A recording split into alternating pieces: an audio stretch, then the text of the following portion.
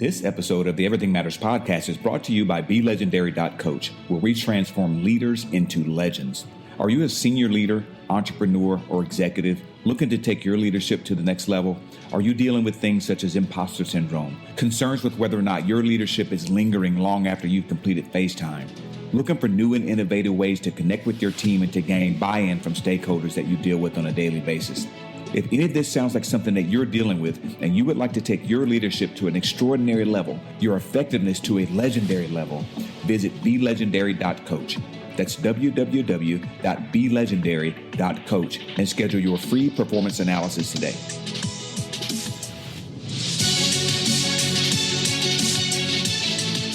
Hello, everyone, and welcome to the next episode of the Everything Matters podcast. I'm your host and CEO of BeLegendary.coach, Bradford Speaks. My guest on this episode of the podcast is Dr. Kelly Page, affectionately known by many as Dr. Kelly. Dr. Kelly has spent the past 2 decades learning, researching, and co-designing with people and communities across multiple countries and cultures on the social design of how we live, learn, and work with technology. Dr. Kelly has explored lived pathways of learning and earning and the role of technology with learners and earners in the areas of the arts, restaurants, healthcare, and education sectors to youth, adult, marginalized individuals, and veterans, as well as K through 12 to post-secondary and workplace contexts. Dr. Kelly is on a mission to share all we know and learn on the social design of technology with the world, because she believes that knowledge only impacts change in people's lives when it is used. And the fastest way to close the literacy skills gaps is by sharing. Please join me in welcoming Dr. Kelly Page to the Everything Matters podcast. Let's get it popping.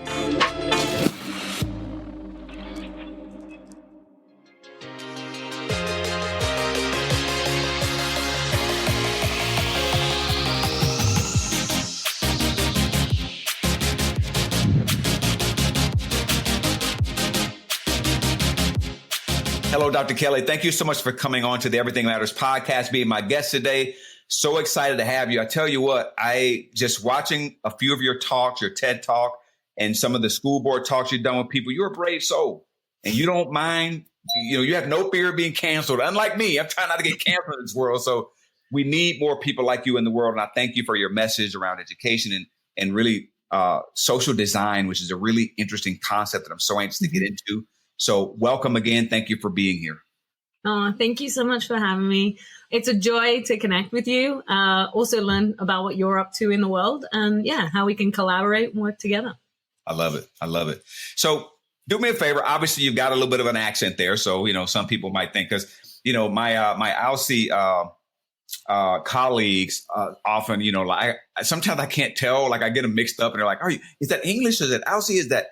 And they're like, Bradford, come on. I'm like, dude, I don't know. I'm still learning here. So I'd love for you to give us I'd love to give you an opportunity to introduce yourself. Tell us where you're from, where the accents come from, and where you grew up, sort of how you grew up, and a little bit about who you are, Dr. Kelly. Yeah. So thank you for that. And I get that a lot, right? So I was born in Australia and grew up there and I left Australia when I was about 26. So but growing up in Australia, I grew up in a immigrant, multiracial family. My mom's family from South Africa. So sometimes you might get a little bit of the South African twang. My dad's family is Australian, but also Welsh, Celtic, British Australian. Okay. So we very different kind of upbringing from working on and living on farms to my dad being a truck driver, my mom a teacher. Really influenced me. So sometimes my accent, I also when I left at 26, I had an opportunity to work in the UK. So you might get a little bit of a British Welsh twang that comes across. That's what I'm saying, man. It's confusing for us Americans, It is. You should see my grammar and spelling. I have to use, American spell check just to make sure I'm using the right words. I bet, right?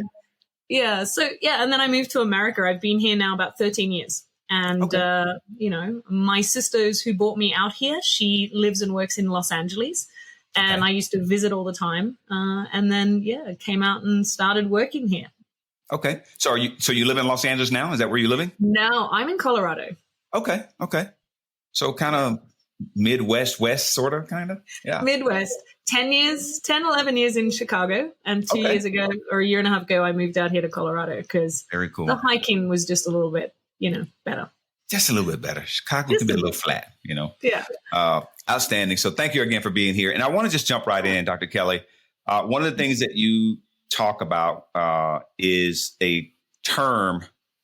And, I know that things are being designed around us all the time. And you use a very interesting idea here called social design of technology. Mm-hmm. And I just really would love to give the audience an opportunity to know what you mean when you say social design. What does that mean? So, when we think about our world, we participate in the design of our world, as human beings, as friends, as colleagues, as family members. And in social design, it's really looking at the social structure of how things come to be, who plays a role in the design of different things, what influences that design. And at the heart of it is co-design. And it's a recognition that actually sometimes in different systems, people are designing for us, and sometimes we're participating in that design. As technology has advanced, our data plays a very key role in the design of many technologies, whether we know it or not. So it's starting to understand and look at the role that we can play as individuals in the design of our world, but also the world for other people, and become very conscious of the, social elements that are constantly impacting why things are the way they are and how we can play an active role to actually influence that. Man, I would love to play a more active role. I'm tired of my life being designed for me. I'd love to be able to say something, have a say so, especially that thing that you mentioned called data. I would love to be able to take my data and control it, maybe even sell it. If I want to sell it, make a little bit of money, and somebody else selling my data. I'm sick of being sold out here, man, these streets, Yeah, so, totally. Yeah. Outstanding. Now, one thing you said on your website, Dr. Kelly, is, and I kind of summarized this into your mission, as I would call it. And please, elaborate on that if I'm off base a little bit. But sort of what I took was that you're looking to color literacy skills gaps through education. Could you expand on that sort of idea for us a little bit, and how social design, I guess, sort of plays into that? Yeah. So when you think about the design of school, the design of education, post-secondary as well, there are certain individuals who have played a key role in designing the structures, the courses, the classes, who gets accepted, who doesn't get accepted, and what we pay attention to in the learning environment. Now, as human beings, we are 24 hours, we learn. We are never not learning. So one thing around the design of education and learning, I often say that learning is what you do for yourself, because we're constantly learning. Yes. Education is often what's done to you.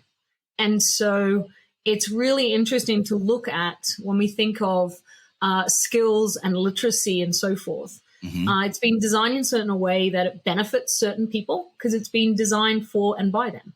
And it excludes certain people or certain approaches or ways of thinking. And so when we think about really addressing the gaps in skills and literacy, I actually think the main way we can do that is by including people.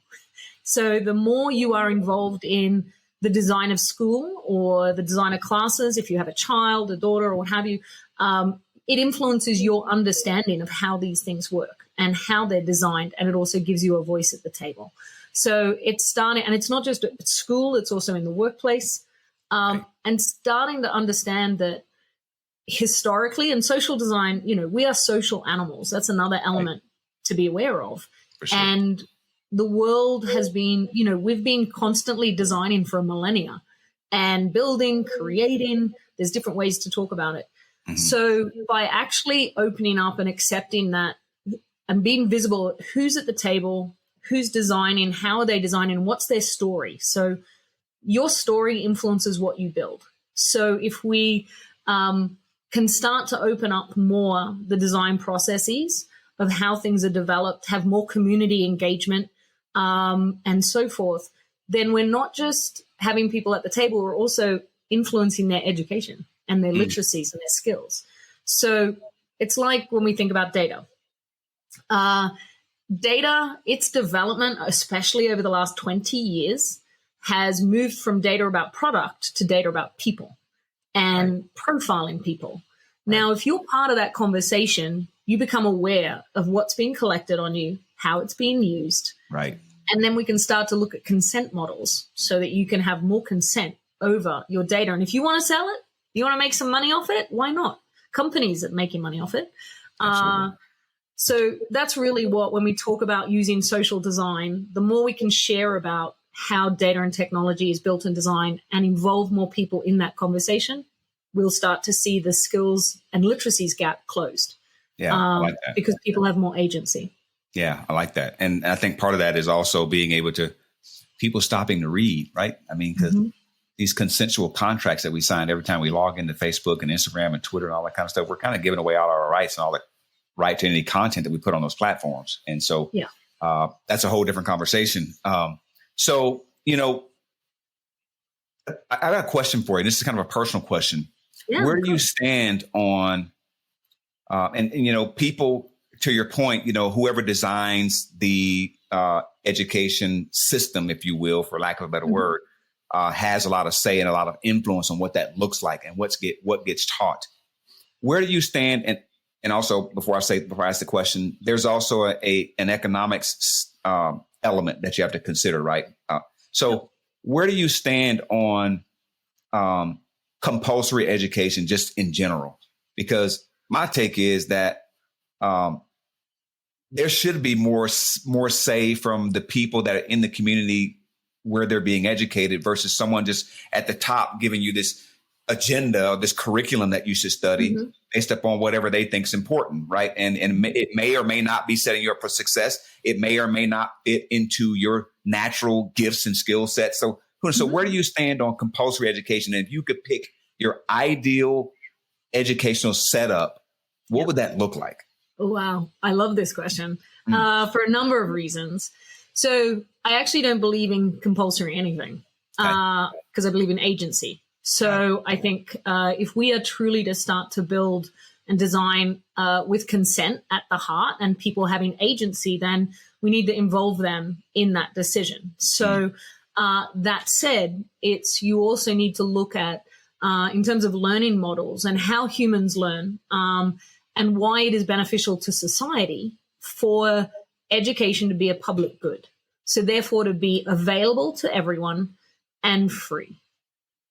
So, and I'm going to come back to the economic model because it does work in other countries where you see Scandinavian countries where post-secondary education, undergraduate degrees are free. When you look at school systems in Australia, for example, I would say we have economic opportunity because of our education privilege. And the education in Australia is free and affordable. So it's super interesting. Like we have a small network of private schools in Australia, but our public education system is so good. It's interesting to sort of look at it and go, well, why go to a private system when the public is good and it's free? So it's like, it's interesting to look at it that way. So for me, I believe in agency and consent. If you are going to have a public education system, you need to then have people involved in the design because it's for the public. It therefore should be by the public. And what does that mean? So in terms of the model of education I love, I was exposed to a model that came out of Italy after World War II. And it's called Reggio. And Reggio model of learning. And it was interesting because the people in the town of Reggio got together after World War II. They did not want a repeat of the atrocities. So they designed collaboratively a model of learning. They had a number of individuals who took the lead that is very community focused. It's social.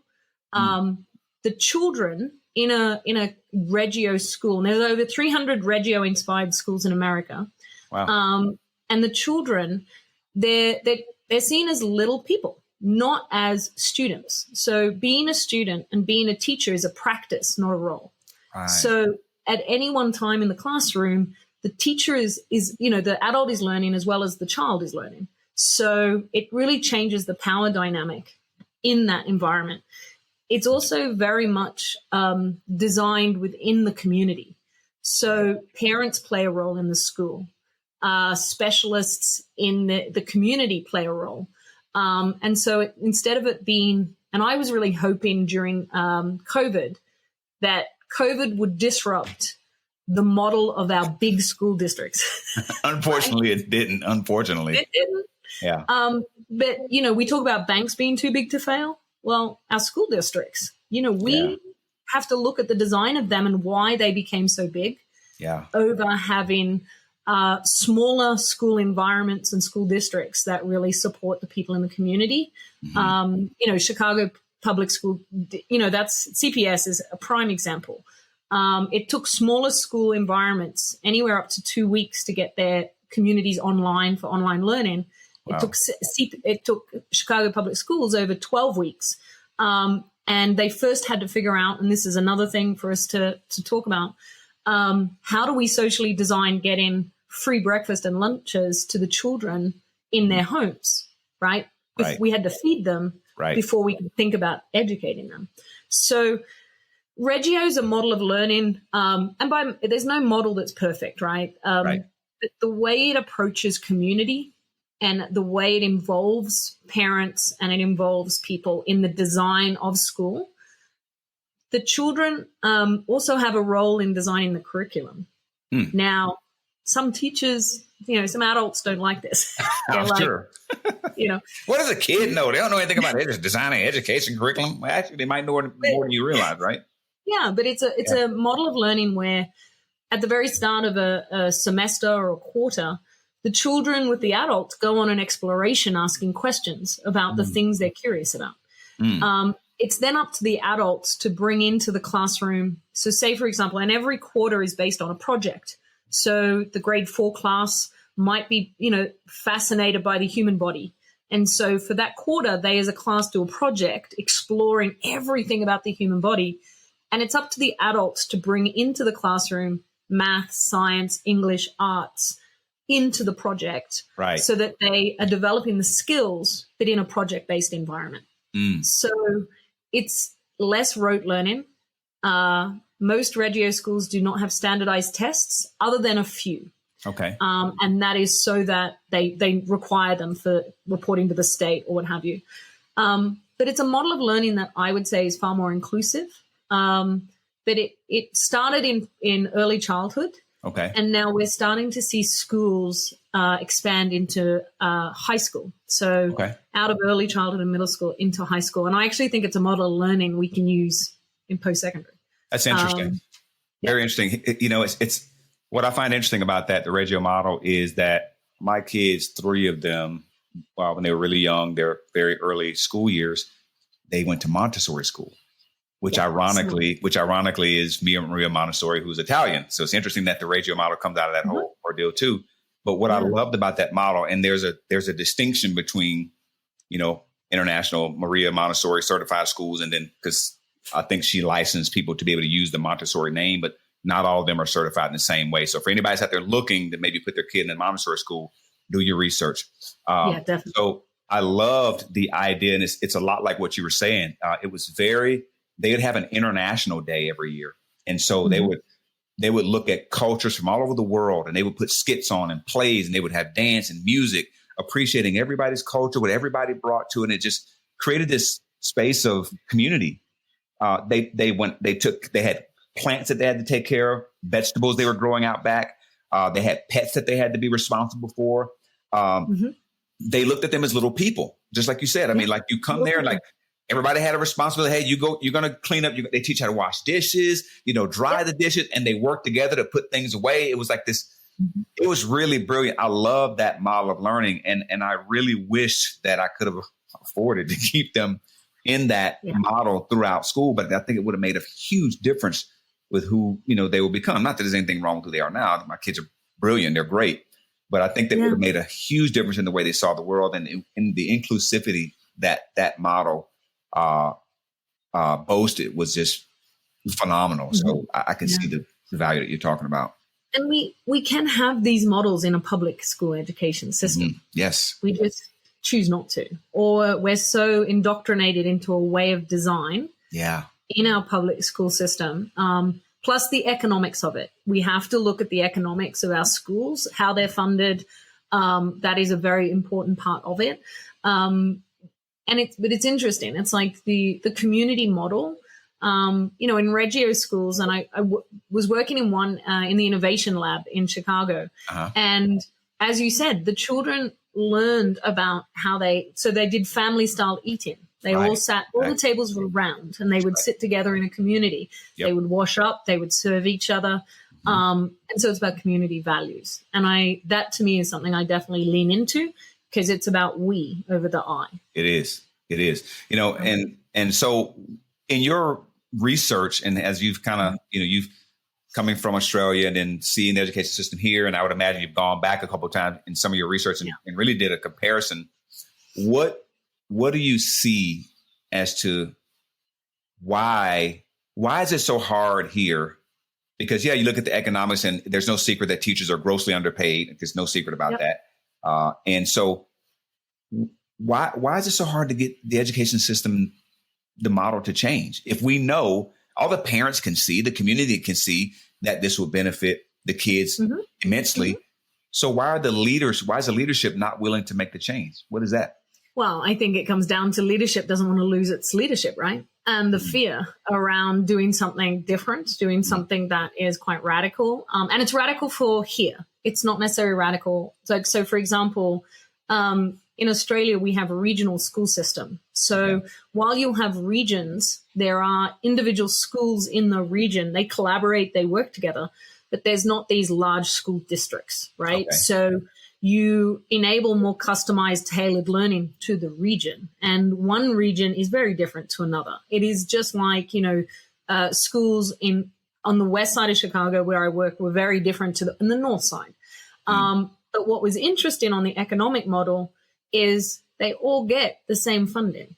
Whereas in America, the funding model is based on housing taxes, right? Right. So, whereas if those housing taxes went to the federal level and then every state was issued with a budget, an education budget, that was relative to the taxes that came from its state, and then the state distributed to the schools equitably, then it's very different. Whereas at the moment, Dr. Kelly, come on, that's just true. So it's the economic model, and that's why schools in one city, literally streets apart, get such different funding. And it's like, no, you have 100 kids in this school, 100 kids in that, even though it's thousands.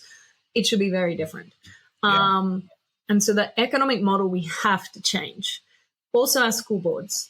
So I'm just going to go, I'll get canceled after this because I'm just going to go straight to the top, Don't talk about the school boards. No, please talk about the school boards. Please say it. So the social design of school boards, in who is on the board, who serves on the board, and the kind of decisions they're making, is very much at opposition of the actual school and the teachers. So when you think about, many school boards are filled with individuals of the local communities who are business people who have vested interest in the school budget. Our school districts, because they're so large, have huge budgets. And so I won't mention who this is, but one of the mayors in Chicago, outside Chicago, so it wasn't Emmanuel. Okay. It was really interesting to learn the level of influence the mayor had over the budget and the spend for contractors from the school. And I remember I was being interviewed for doing some innovation work with one of the school districts in the west side of Chicago. And it was really interesting to me that I had to have lunch with the mayor to be evaluated for, it could have been my Australian background, but it was a really interesting experience to go, oh, wow, this is how different school districts function. In the community involvement is very top down, as opposed to parents having more of a say at school boards or so forth. Who and how gets elected to your school boards? Now, voting across America, just full stop. We need to be looking at our voting system. So, for example, in school boards, to sort of see who does and does not vote and who can and cannot run for school board positions. It's very political, obviously, and that also influences the decision-making of our school boards. I would say Australia doesn't have school boards like you have school boards, which totally changes and decentralizes decision-making to the principals and the regional directors. Yeah, it's very different. Wow. This centralization thing is a problem. Mm-hmm. Yes. It really is. Education being centralized, all this money going into one place, and one person, or a couple of people, a handful of people having the kind of power that they can wield and have this money be directed anywhere they want it to go. And we know it's not all going back to the kids. No. Who knows where it's going, right? The centralization of our monetary system is also a problem globally. Mm-hmm. I had a gentleman on the podcast recently, and we were talking about that. And, the centralization piece is it's too much control in too few hands, and the community needs to have more involvement and more say and more power in that regard. So in the social design piece, the next question I wanted to ask you is, how do you see, an innovative new way of designing society, is what you're saying, essentially, through education? What are some of the impacts that you see this new design and innovation having on humans and human behavior in particular? What are some of the outcomes and benefits that you see? While we can start with education, it's a workforce system as well. We can also think about our workplaces. So in terms of a new social design, we need to learn how to lead together, how to collaborate together, how to come together. And so when I think of certain different ways, and the only way we start is by starting, right, is by having a community of practice, bringing people together to discuss an issue or talk about a resource they're going to develop for the community. And it's starting to have more community-driven initiatives. However, they have to have power and agency, and they have to have money. So otherwise, you can get a group of people together to talk about something, but they don't have the funds to implement anything. Right. And so it's really starting to value the communities of practice and starting to develop different ways of doing things as opposed to the hierarchical power and control, right? So centralization, hierarchy, and power, it's actually military strategy. It's, it's a very different kind of environment, and it is to control versus share control. And this is where our leadership needs to change in how we lead and how we learn to lead. And it's not easy, right? You're going to have people with very different opinions. And it's, how do you form consensus? How do you have equitable voting mechanisms so that people can also vote anonymously if they want to on certain initiatives? So it starts with us just thinking differently think differently about your family and how you might involve your children in decision making. Yeah. And why is it beneficial for that to happen when they're younger versus them learning at 18, now I need to open a bank account and how to, manage a bank account. Right. Or get a loan of, $60, $90, $120,000 for college, not knowing any financial literacy skills. Absolutely. So, or very little. So it's recognizing that we live together, we work together, we're in a community together. So then let's discuss and make decisions together. Right. And the other thing, though, it takes a lot longer. So the model of efficiency that we all work in, and we've got to do 100 things at once and get them all done tomorrow. That sense of urgency, which is very much white supremacy, we need to actually push back on that and go, you know what? If it takes an extra week, it takes an extra week. As long as we have the right people at the table or the people we need at the table to help discuss. Right. So community level initiatives or inclusive innovation is another way we talk about it. It's a very different model, and it actually leans more into indigenous cultures, Asian cultures. And so we need to be really open to learning about what that looks like. Wow. Yeah. Said a mouthful. I know. I talk a lot. That was, man, brilliant. So, you mentioned, being in both countries and seeing sort of how things look on both sides, right? How do you see? It's funny. I was talking to a friend earlier about, he'd lived in Japan and lived in other places around the world. And I was asking him, and I always ask people who are from America, particularly Black people who have lived in other countries. And I always ask the question, is racism a thing over there? And I've got a friend who actually lives in Australia. He's a black guy. You know, you grew up in the UK, lives in Australia now. And I was asking him the question. He's like, he said, no, man, it's not like, it's certainly not like it is in the States for sure. You know, and there's what it is in the States. And then there's what the perception that people outside of the United States think it is in the States too, which I think are a little bit different. You know, Totally. It might be worse to some people when you're actually here. It might be not as bad when it, you know, so it depends on what you're evaluating. Right. So what do you know, and a lot of the communities in the United States are certainly separated by socioeconomic lines, right? Economic, I would say more so, because whatever money you make, you know, whatever, if the more educated your parents are, the more money they make, that's going to determine what kind of school district you go to, which 100%. Which leads me to love the way that you're talking about it. If we take all this money, right? So how do you get people who live in this really nice area to say, you know, to be okay with taking their hard-earned tax dollars, right? They pay their taxes every year, $10, $12, $50 a year, and go and educate this poor community over here. I don't like that idea, Dr. Kelly. How do you get people enrolled in something like that, like the greater good, right? And I think this is a massive issue that we're dealing with. I think in general across the planet is that, you know, again, depending on how you're looking at it, some people say, well, it's a socialist idea. You know, it's everybody taking care of everybody else. Yeah. What's wrong with that? You know, to some degree, I mean, and I kind of split the fence both ways. Where do you stand on this whole idea? So I think you know where I stand. It's like, I want the audience to know where you stand. So you started with when you think of discrimination, bigotry, racism across the world, it is everywhere, right? This is not a purely American experience of racism. So to give you some background, so my grandfather is biracial. My grandmother is white. They met and married in South Africa.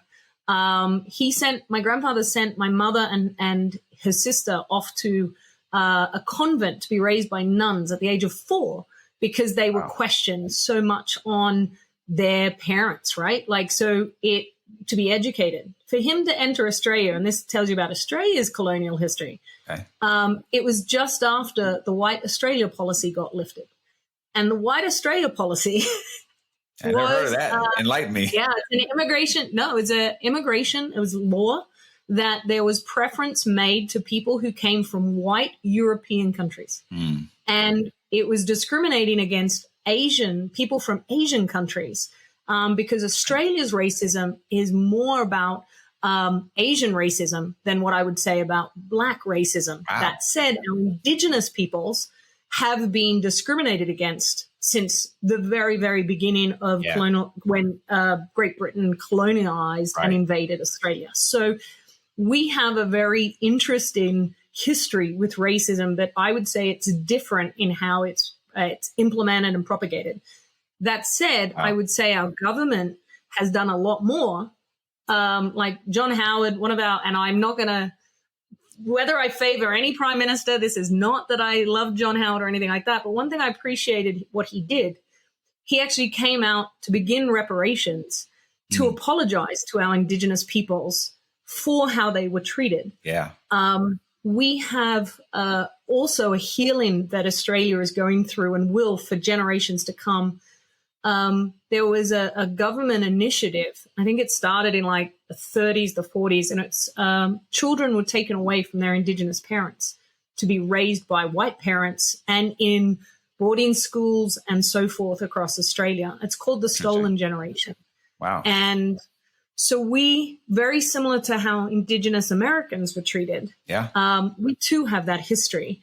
One thing I appreciate is that we're on the journey of healing and that there is open conversations about all sides of discrimination, sexism, racism, but it exists. It's a lived experience. Right. Anyone who says that any country is not racist, I'm like, have you visited? Have you hung out? Have you lived there?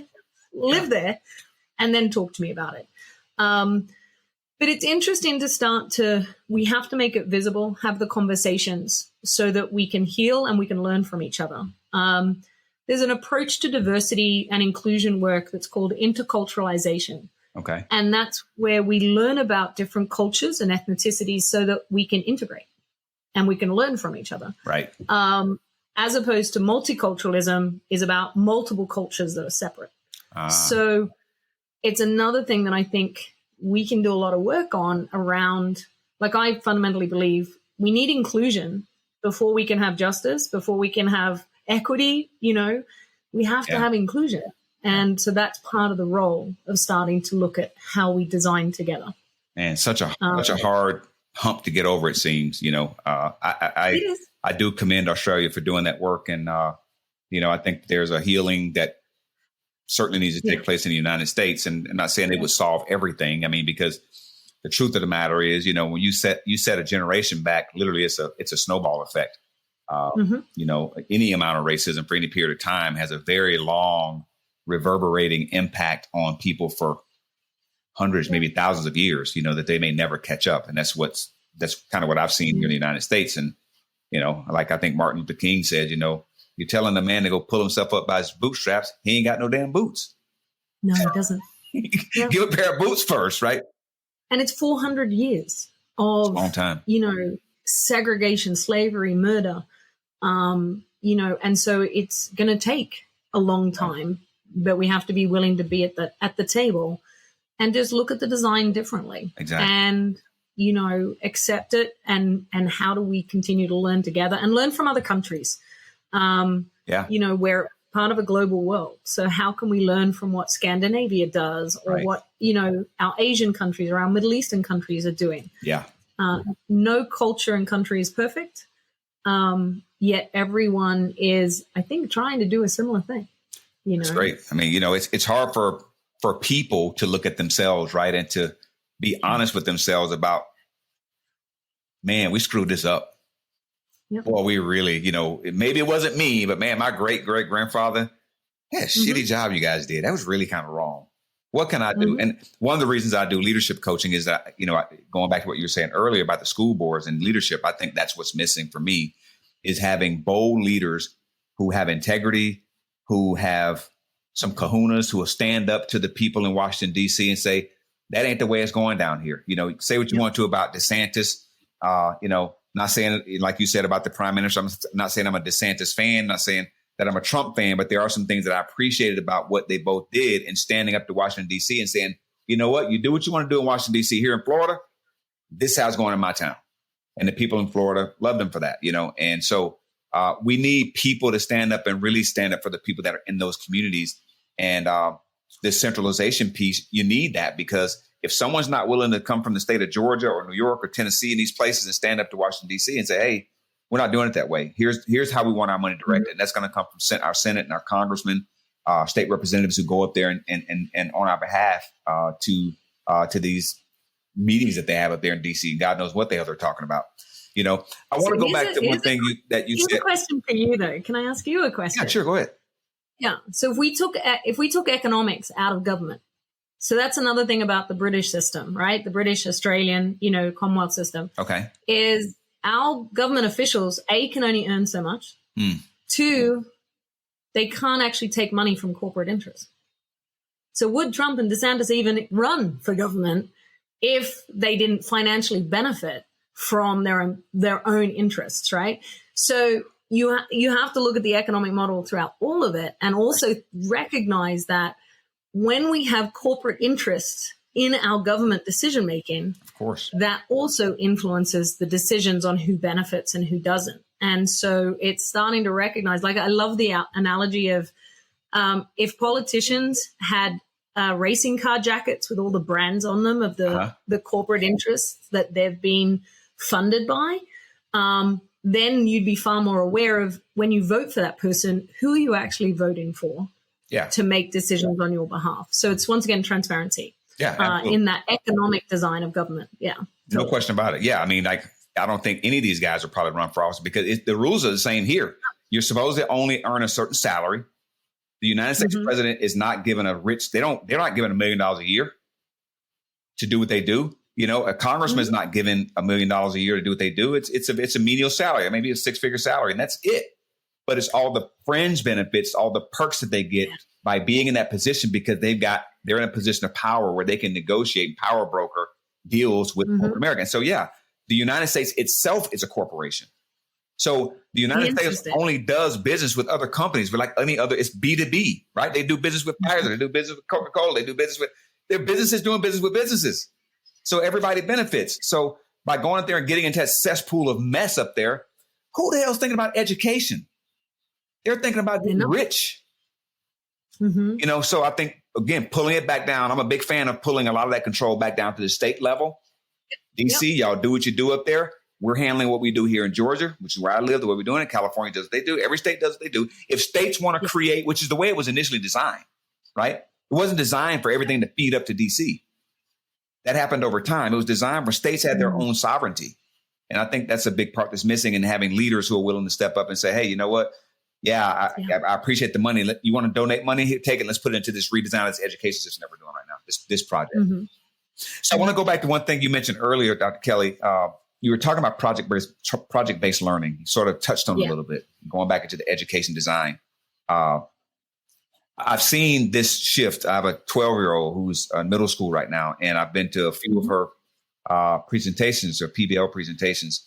And so I know that you're a big fan of that, you know, because of the immersion aspect of, you know, the kids doing it. And you're a big fan of the inquisitive aspect of learning versus someone standing in front of a classroom. I was listening to one of your talks and you talked about even the design of the classroom where this person standing up at a podium or in front of the class teaching out to the students. Whereas in, I would imagine, a Reggio type of a design, it's very different. You said round tables, students it's more collaborative, more community based. Yeah. So, you know, what do you see as far as, you know, project-based learning and how, you know, how prevalent of a role do you see that playing and what kind of impact you would see that making?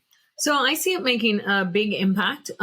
Yet I think that it's limited by obviously the current education curriculum and structure, right? Yes. In terms of, so many educators who love project-based learning and are adopting it, they fit it around things, or it's in the project, but it's not in the way we do the classroom, or it's not because they have to follow stringent requirements in curriculum design and sharing.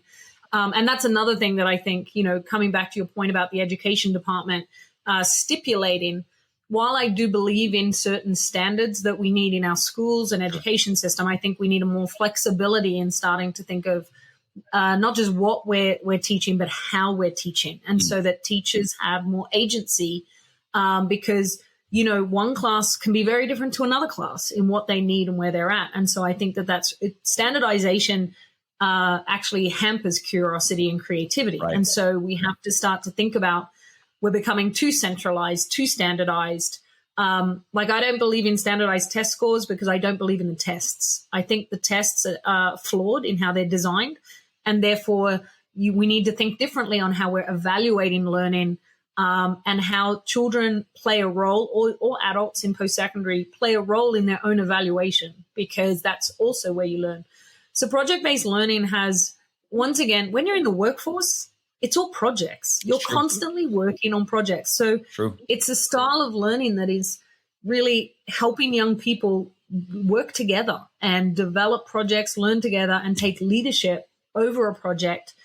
And there's great skills you're learning about how to manage projects, right? So everything we do in life is a project, you know, so it's a really good way and approach to learn those things and then develop the skills for what resources you might need or who could you talk to assist with the project.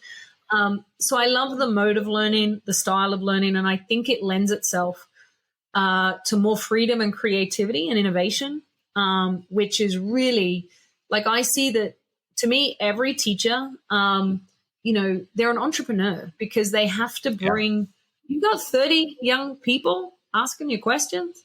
You give me Zuckerberg and put Zuckerberg in front of 30, you know, kindergarten children and trying to manage that, right? It's very different than managing a business or a company. So I think project-based learning just has the ability to have more freedom in it. Yet we have to give teachers the freedom and the skills, create space for them to use it in different environments. Interesting enough, it's always been in the sciences. Yeah, that's true. Very true. Always. Yeah. And but now where it's in humanities, it's in all different kinds of different, but it's always been in the sciences. We just didn't call it project-based learning. Very true. Very true. We call it lab. which is basically, exactly. Interesting. When I think about to your point of the teachers and the current design of even the classroom itself is not set up to support really project-based learning. When I went, it seemed very chunky. It's like they're struggling to try to make this happen because they don't have the resources and the tools to really support that kind of learning. And as you talked about, teachers having, sort of being entrepreneurs, like we'd have to really go back to look at what's happening at the collegiate level with teachers, right? I mean, the education that they're getting that is equipping them to go out because they're being trained in a certain methodology, being trained in a certain path, and they go and implement that into the classroom. And man, in the United States, I don't know what it's like in other countries, you can share that, but in the United States, it's a struggle for teachers right now. And it's not a very glitzy, glamorous type of job that a lot of kids are pouring into education to go do. You got to really love kids and you got to really want to make a difference to go into education right now. You're not going into it for money, that's for sure. So what have you seen out there with regards to that? Yeah, you're not going into it for money, but also the level of credentialing required is, again, it's an economic model because, it's interesting now. It's not just enough to have, so my mum's a teacher. And in my mum's day, you only required a certificate to teach in the classroom. Right. Now you require actually a degree and a master's degree. And, there's this promise of certain things that you will get for teaching, yet your salary, it does not equate to it's the same in other industries if you have a master's degree. Yeah. So the way we compensation for our educators, we need to look at that model and see why is it like it is? Why are so many leaving? Why do so many teachers spend, I think it's anywhere up to $500-$600 a month of their own money on resources for the classroom? Crazy. So or they have the parents, Dr. Kelly, they have the parents. We donate paper towels, toilet paper, like, why are we donating this stuff? Well, I just paid $8,000 in taxes last year. Why am I giving you stuff like snacks? And it's crazy. So it's really important to look at, to go into teaching, whereas in other countries, and I'll pick out the Scandinavian countries, being a teacher is equivalent to being a medical doctor. Wow. That's how it's respected by society. They're paid equivalent to a medical doctor. Wow. Because you are having an impact on the next generation. So it's valued.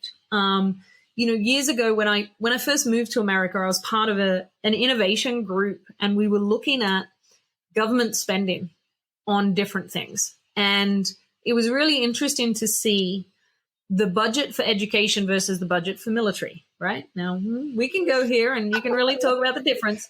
But we looked at the decision-making and the amount of evidence educators and researchers had to give to change the budget on education.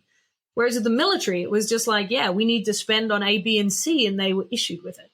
So it wasn't even, so the value is different. Right. And what we're requiring of our schools to even get more funding, that's also something we need to look at, because we're making it harder and harder. Yep. As opposed to it should be easier for us to actually be able to fund certain things in our districts and our schools. Yeah. So there's a big conversation around the finances. And if we're not talking about the business model of school, because we always talk about the learning model, right? Project-based learning, problem-based learning, Reggio, Montessori, what have you. We don't talk enough about the business model and go, okay, how's this economics not working for us? Right. And how can we do it differently? But it has to change. If education is to be seen as a public good here in America, then we have to invest in it like we do our roads, like we do other parts of our infrastructure, like we do our military. And so that's a really important thing to look at in terms of its design. And then teachers will have money to live, just to pay the bills, not having to do 2 jobs and 3 jobs. They are. To do what they love. Yeah. They are. And the credentialing piece you talk about, it's like they're tasked with this question. Okay, if I go get this master's degree and go spend another 50, 60 grand getting a master's degree to come back and make $10,000 more in salary. It just, the economics don't make sense. That's a backwards investment. Who would do that? It doesn't make sense. And then credentialing, they require state licenses as well. Exactly. And you have to keep up your license just like a medical doctor. Right. So you have to do micro-credentialing throughout the year to show evidence of the skills that you've updated throughout. So you have this pressure of constant evaluation. And it's interesting because they also have to pay for their licenses to be a teacher. So it's an interesting, we're kind of strangling the creativity from our educators. Right. And instead of recognizing that, licenses are important, but also state licenses differ. So if I have a state license, and I once interviewed, I had a teacher as part of some of my research, and she went from, Alabama to Tennessee, and she had to get reevaluated because some of her qualifications, they needed to reassess. And I'm like, you're going from Alabama to Tennessee. Surely the state licensing and the credentialing should be equivalent. And then the payment that she had to do. And while she was waiting for her reaccreditation, she got a job as a school bus driver. That's what she did. Yeah. And so that was her pathway into teaching in a new state while she waited for her credentials she had done like 15, 20 years in Alabama. And so I was like, wow. So that's where I actually argue for federal systems. Wow. Because there are certain things that I think we can standardize across the country. And then there are certain things that have to be at a state level. Right. To be equivalent. But so that our teachers, I give them, we need to do a lot more for them. No question. And to recognize them. And also, if we want to have especially more Black men in the classroom, there was a study done that actually identified that, when you think of the identity as a Black man in America, as also your leading the household, and there is a certain identity, being paid $45,000 a year, $60,000 a year. So there was an interesting study done that I can share with you. Yeah. That's why we don't have many Black men in education.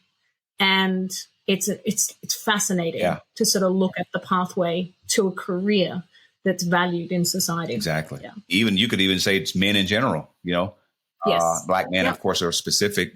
But if you looked at men across the board, if I go to my daughter's school or any school, when I was growing up, there were a lot of men in education. Like my middle school, man, there was so many men. They kept us in line too. Boy, you walking down the hallway acting a fool, they're gonna knock you upside the head. And get, and you need that in the schools. Now, you have in there, you got the county police officers in there, like with guns and tasers and stuff. It's crazy. And then, I'm not saying that we don't need to have security, because there have been some crazy things that have happened at the schools here in the last couple of decades. And, so we do need to make sure we shore those things up. But it's like, there are not many men in there. And men, not at all. You're trying to take care of a household and raise children and be a provider, 45, 50 grand a year is not going to cut it.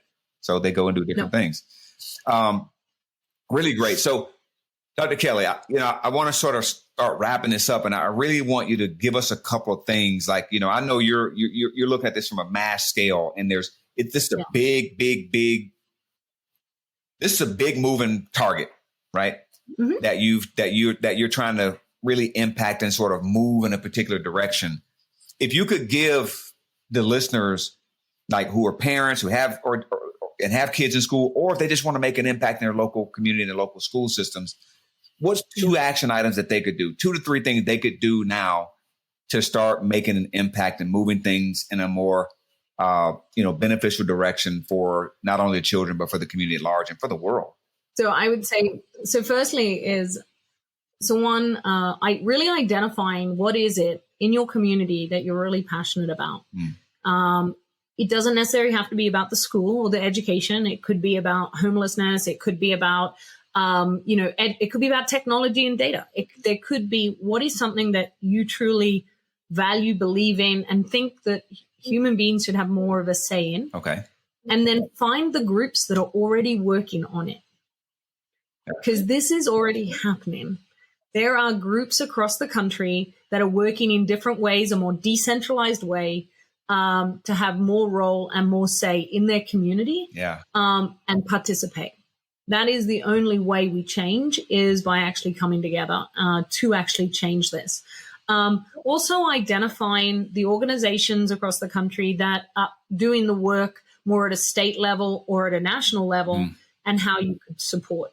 So there are a number of nonprofits in the country. Opportunity Now is one organization that is really doing work to open up pathways for jobs and opportunities for people that weren't open to them before. So it's like, how can you get involved in their research, being a participant, but ensure you get paid? So that's one thing I always say. If you're going to participate, what is the economic model, right? The only way we shift it is by financially. But that's what I would really encourage people to do. And I think there's a fear for me that we're becoming very passive and that we're stepping back. It's not going to change, so why bother? You know, the government's not going to change, so why vote? And I'm actually not, well, the only way it's going to change is if by us actually participating, coming together and doing things, even if it's just in your community. Right. But also, what about your household? So how are you designing your household differently so that people have more of a role and a say in how they're being raised and what's going on in the family, so that you're building the mindset of a designer? Yeah. You know, in a lot of households, the kids are told what to do, right? They're taught to, and they'll do this, do that. And then you go to school, it's the same thing. So you kind of get brainwashed into thinking this is the way the world works. Apparently, you get told what to do and you just do it or you don't. And if you don't do it, there's implications, there's impact if you're not doing it. So yeah, there's a sort of a brain wiring and behavior wiring that you're talking about that happens even at home. So yeah, there's definitely some things we can do at home to impact that. Yeah. So at the end of the day, you are a designer, right? You are a designer. No matter what anyone makes you think you believe, you are a designer of your world. Whether it's micro or macro, you have the ability to make a difference. Man, great stuff. Really great conversation. So is there anything else you want to share with us before we wrap this thing up and put a bow on it? Anything else you want to share that we haven't covered? You feel good about what you've shared with the world here and that we're going to put out there about this message? No, I think I'm really glad of the conversation. I think this has been fantastic to really dig into the economic model of things and the social design of things. And how just ask the questions, right, of the design, and do not be afraid of being canceled.